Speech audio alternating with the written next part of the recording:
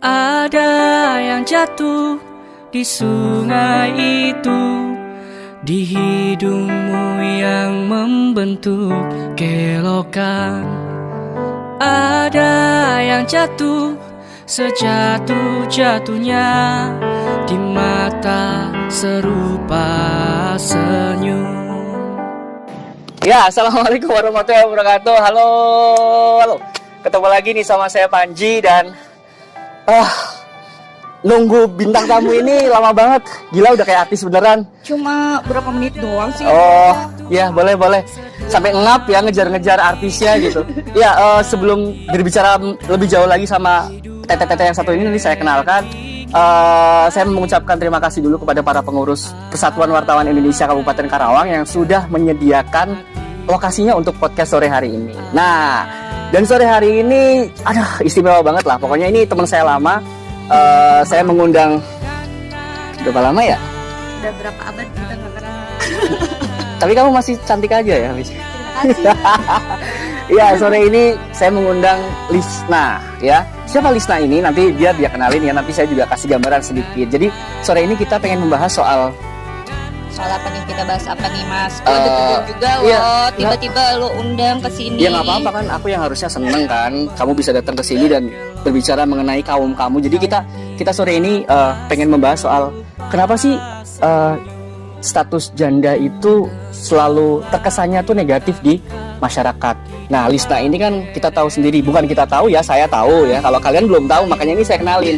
Orang belum tahu loh. Oh, belum tahu. Ini Lisna. Jadi Lisna ini di tahun berapa kamu? Tahun 2013. Tahun 2013 pernah mengalami kegagalan berumah tangga. Kamu duluan berarti ya? Kamu duluan kan, habis itu aku kan? Enggak. Siapa dulu sih?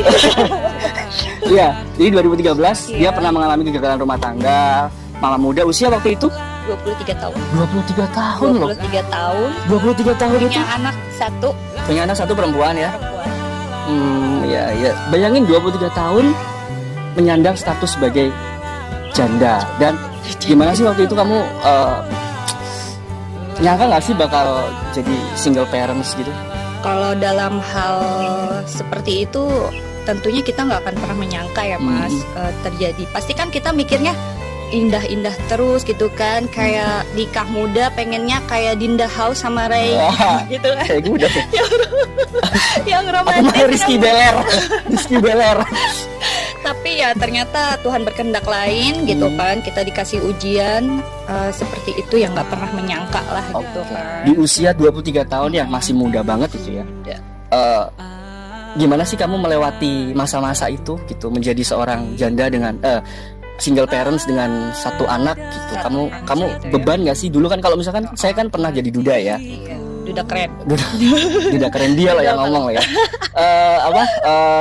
Kalau status duda itu kan nggak terlalu beban moral ya. Mencolok kenapa lah sih ya, kalau janda itu beban moralnya tinggi itu kenapa sih, Lis? Ya nggak tahu ya, mungkin karena cewek itu kalau janda itu kan istilahnya selalu ditunggu-tunggu sama siapa, sama aku?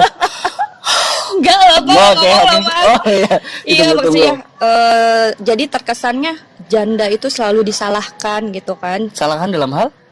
Ya dalam hal entahlah ya, status sosial itu selalu disalahkan gitu. Tapi kembali lagi sih nggak semua janda seperti itu. Karena waktu itu aku mindsetnya ketika gagal dalam hal apapun gitu ya. Ketika gagal aku nggak pernah anggap itu sebuah musibah gitu, nggak pernah anggap itu sebuah akhir, tapi aku anggapnya itu sebuah pembelajaran gitu kan. Kenapa gitu harus gagal gitu? Berarti kan Tuhan pengen aku belajar lagi lah gitu. Dari kelas 1 sampai kelas SMA itu nggak belajar?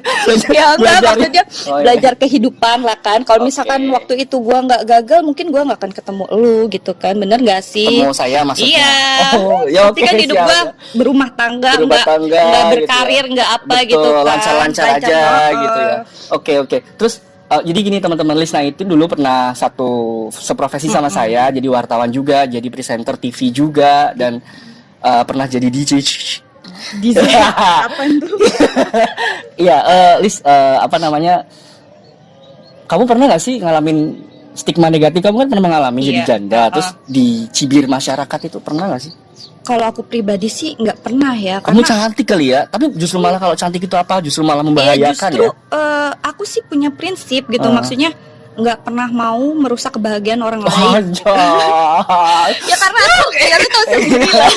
Kenapa? Ya, gak mau merusak kebahagiaan Iya, orang lain. nggak mau merusak kebahagiaan orang Iya, lain. Ya terus, tentunya terus. kalau misalkan ada cowok yang mendekati waktu itu beristri, ya gue Kok kamu ngeliatnya ke aku sih? Biasa aja dong. Iya, terus.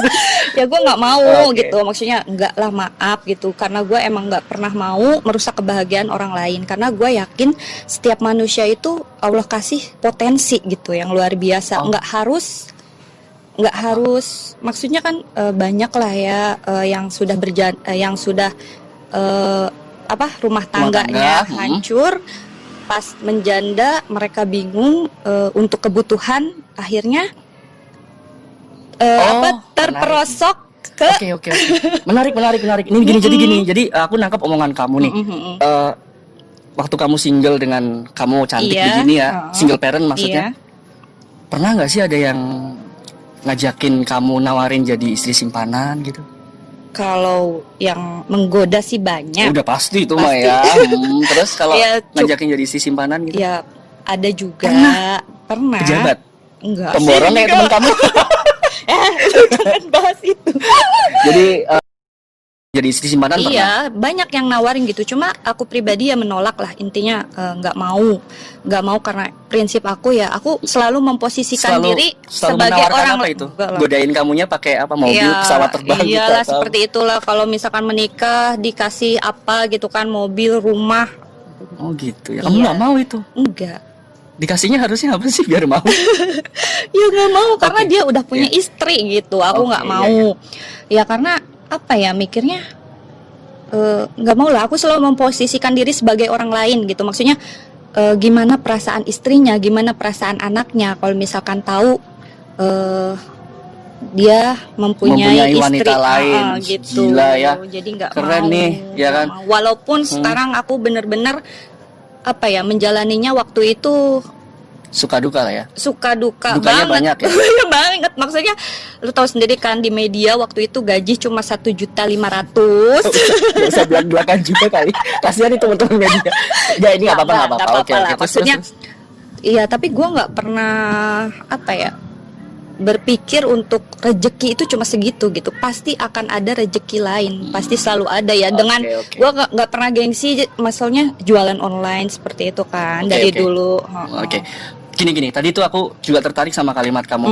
Terjerumus. Maksudnya memang bener sih, kebanyakan. Kenapa sih kebanyakan teman-teman yang kayak kamu dulu ya, yang Iya. single parent cewek gitu punya anak. Mereka kebanyakan jalan akhirnya itu ketika bingung terjerumus ke dunia malam, menjadi pemandu lagu misalkan. Iya, Meskipun pemandu lagu ya profesi mulia, tapi Iya. selalunya berakhirnya mereka tuh memilih hal yang seperti itu. Dan terakhir kemarin ketika ada demo di Bandung sama Surabaya, itu kan tempat hiburan malam Iya. ditutup ya. Terus mereka tuh demo belak-belakan tuh apa ya, intinya mereka harus kerja karena mereka janda dan memenuhi kebutuhan anak-anaknya.